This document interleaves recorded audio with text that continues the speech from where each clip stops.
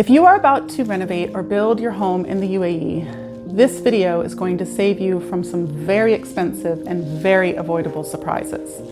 I have been doing this for almost 2 decades here, and these are 5 things that catch almost every client off guard, every single time.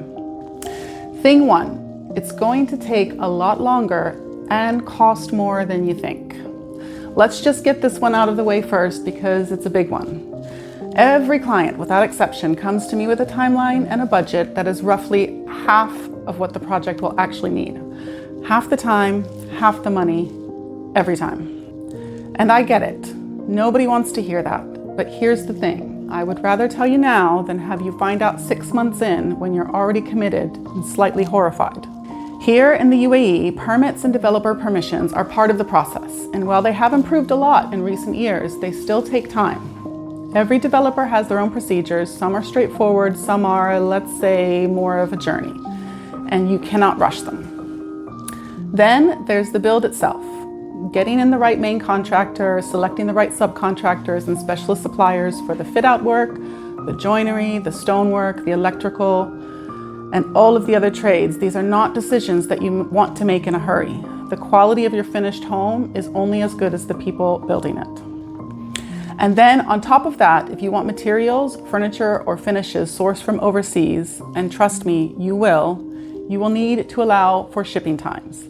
If you don't, you end up limited to whatever is sitting in a local warehouse, and that is not how you create something truly special. Luckily, I have spent almost 2 decades building teams and supplier relationships here, so that part of the process is already in good hands, but it still takes the time it takes.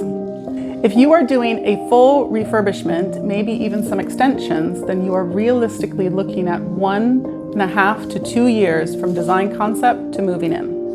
We work hard to overlap the processes and keep the timeline as tight as possible. But if this is your forever home, give it the time it deserves. The quality at the end is worth it. Now on budget. This is where I want to go a little bit deeper because this is the thing that causes the most stress on any project, and most of it is completely avoidable with the right preparation. People come to me having spoken to a friend, a neighbor, someone at a dinner party who tells them that they did their whole villa for X, and maybe they did. But what they don't tell you is what X actually included or didn't include. The fit out without the furniture without the art, the kitchen without the appliances, the whole project without the landscaping. Costs have a way of not being accurately mentioned. So what I did is I built a detailed budget tracker from real past projects, broken down by category: civil works, MEP, home automation, fixed finishes, custom joinery, loose furniture, and the list goes on. And I take every client through these 3 pricing levels: basic, mid, and high, based on the actual numbers from actual projects I have completed here in the UAE. Not estimates, not guesses, real data. And that conversation happens very early, before anyone falls in love with a design that they can't afford to build, and before anyone convinces themselves that they can do it for half the price because someone told them they could. The budget conversation is the kindest thing I can do for a client, even if it's not the most comfortable one. Thing 2. The finishing details are where most of your budget goes, and they are absolutely worth it. People are often surprised by how much the details cost, not the structure, not even the big ticket items like kitchens or bathrooms, the details, the custom joinery, the bespoke lighting, the hardware, the curtains, the furniture, the art, the decor. In a high-end home, these things are not optional extras. They are the difference between a home that looks expensive and a home that feels considered. And in the UAE market specifically, where so many properties look broadly similar, the details are what make your home completely and unmistakably yours. Budget for them from the beginning. They will not feel like a surprise if you do. Thing 3. Shell and core exists, and it's actually a hidden gem. Most people have never heard of this, and honestly, it's not that common, but when it comes up, it's really worth knowing about. Some developers, particularly on larger high-end villas in a community, will keep certain plots as shell and core. What that means is that the structure is there, the facade is done, it looks like a finished building from the outside, but inside, Bare concrete slabs, walls, columns, nothing else. You're fitting it out entirely from scratch. Now, I know that sounds daunting, but here's why it can actually be a brilliant opportunity. You're not gutting an existing property. There's no removing someone else's terrible choices or knocking down walls that should have never been put up in the first place. You're starting completely clean, and that is faster and often less costly than a full refurbishment. I have done several of these, and every single time the result is better for it. The client gets exactly what they want because nothing is worked around what was already there. They are rare, but if you come across one, don't walk away without talking to a designer first. Thing 4. Your contractor and your designer are not the same thing. I did a whole video on this, so I won't go too deep here. The link is above, but this one cannot be overstated. Calling the contractor first is the single most expensive mistake I see in this market.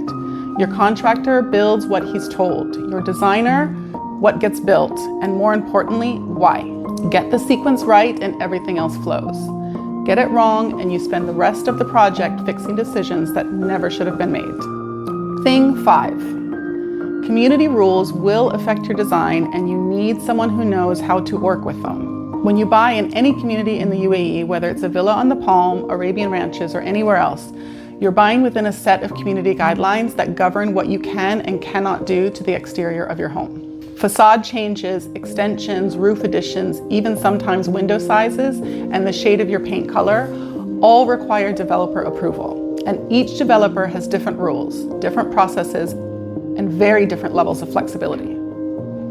And knowing the rules is just one part of it. Knowing how to work within them creatively and sometimes how to make a case for pushing them a little bit further, that's where having the right designer genuinely matters.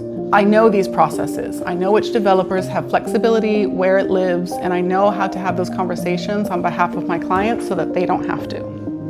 The rules don't have to limit your vision. They just have to be understood first. So there you have it. 5 things that I wish more people knew before they started building or renovating in the UAE. And I nearly made this a 6 things video because there's a whole other conversation to be had about what happens after you move in. The AC maintenance, the utility bills, the cleaners who actually know how to care for marble and metalwork and timber joinery without destroying them. That one is coming soon. If you are at the beginning of this journey and you want to talk through what it actually looks like for your specific project, you know where to find me. And if this was useful, subscribe because I have a lot more of this coming. See you next time.